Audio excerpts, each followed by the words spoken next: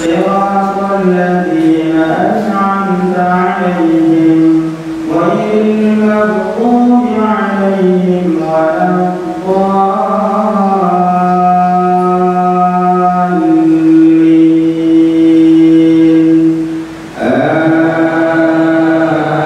يكتمون الحق وهم يعلمون فاستبقوا الخيرات أينما تكونوا يأتي بكم الله جميعا نعمتي عليكم ولعلكم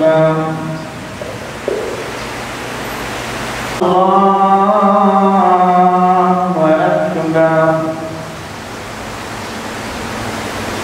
بسم الله الرحمن الرحيم الحمد لله إياك نعبد وإياك نستعين اهدنا الصراط المستقيم يا أيها الذين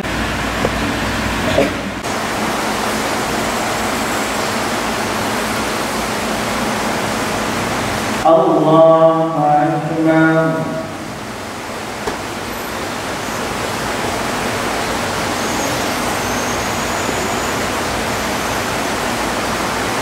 Boleh 1 rakaat, boleh 3 rakaat, boleh 11 rakaat salat witir.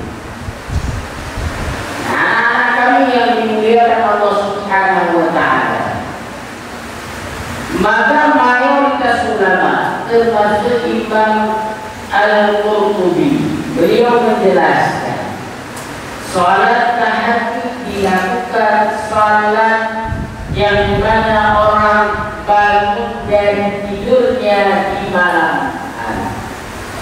Jadi bukan setuju istirahat lagi, kemudian azan, kemudian bersumpah salat tahajud jam 11 malam Ustaz, jangan langsung salat tahajud boleh? Boleh. Lalu Ustaz